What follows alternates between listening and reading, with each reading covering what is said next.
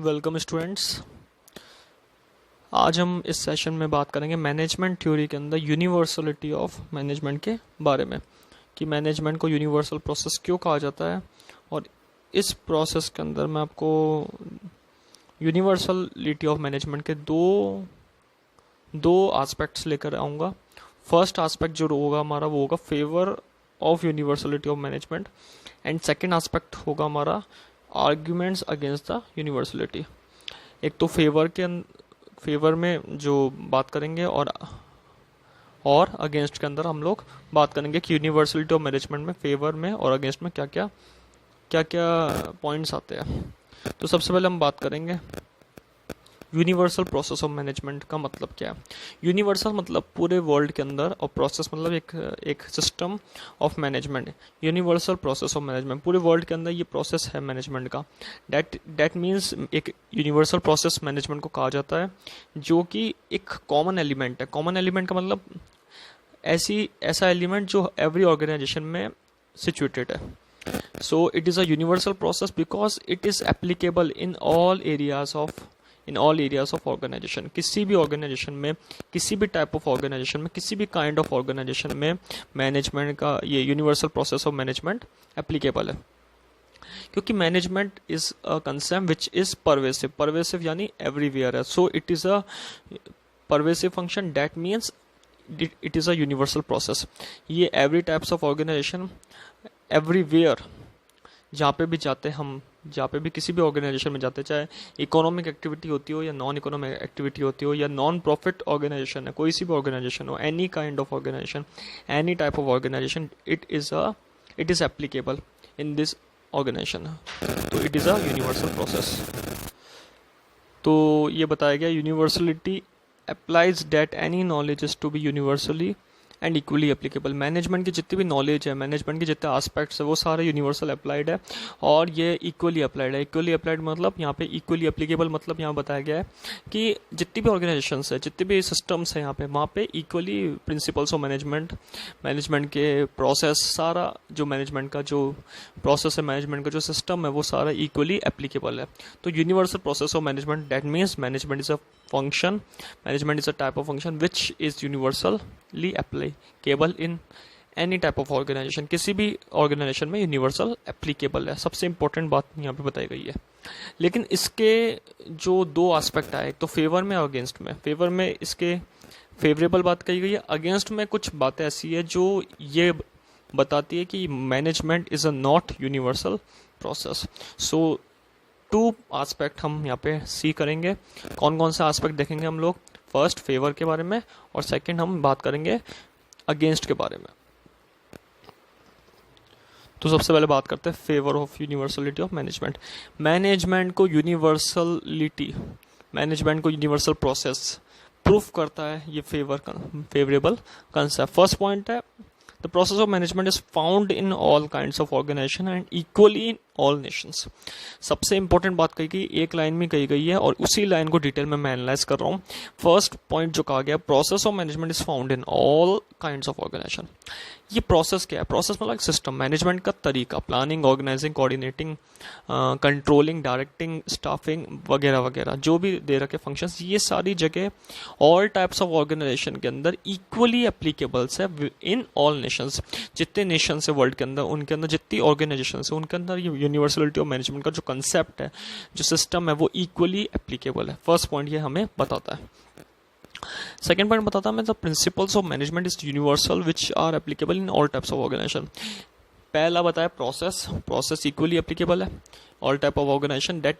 और उसके बाद बताया गया प्रिंसिपल मतलब इसके रूल्स रेगुलेशन, इनके कोड ऑफ कंडक्ट, इनका प्रोपोगेंडा, इनका एजेंडा जो होता है मैनेजमेंट का, वो सारा यहाँ पे क्या है, इक्वली एप्लीकेबल है in all types of organisation. तो ये हमें दो जो पॉइंट है ये बताते हैं हमें कि मैनेजमेंट को यूनिवर्सलिटी ऑफ मैनेजमेंट इसलिए कहा गया है क्योंकि यूनिवर्सल एप्लीकेबल इसलिए कहा गया है क्योंकि इसके जो प्रोसेस होता है, इसका जो प्रिंसिपल्स होता है वो इक्वली एप्लीकेबल होता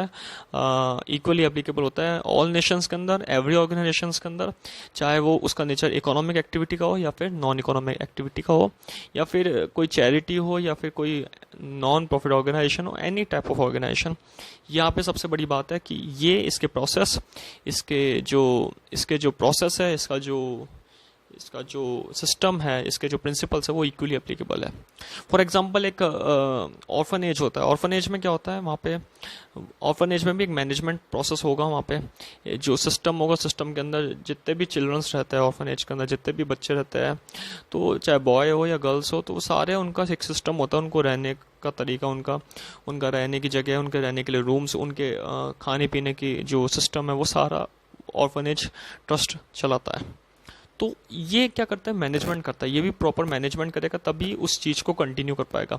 और अगर बात करें हम किसी बड़ी कंपनी की जो प्रॉफिट मोटिव के साथ मार्केट के अंदर आई है, उनका भी मेन मोटिव यही होगा कि प्रॉपरली मैनेजमेंट करना और जितने भी मैनेजमेंट के प्रोसेस और प्रिंसिपल्स हैं उसको एप्लीकेबल करना।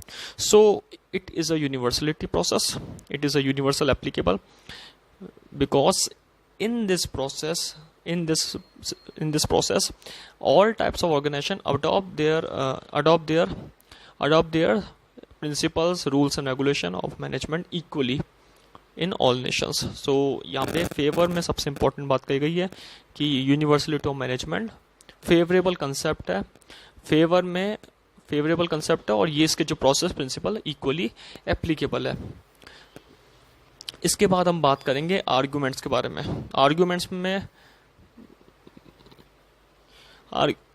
बताया गया है कि अगेंस्ट जो है, एक तो आर्ग्यूमेंट फेवर में हमने पढ़ा पिछला, ये जो आर्ग्यूमेंट ही अगेंस्ट का है, कुछ बात ऐसी है जो इसको प्रूफ करती है कि यूनिवर्सलिटी ये नहीं कहलाता। क्यों?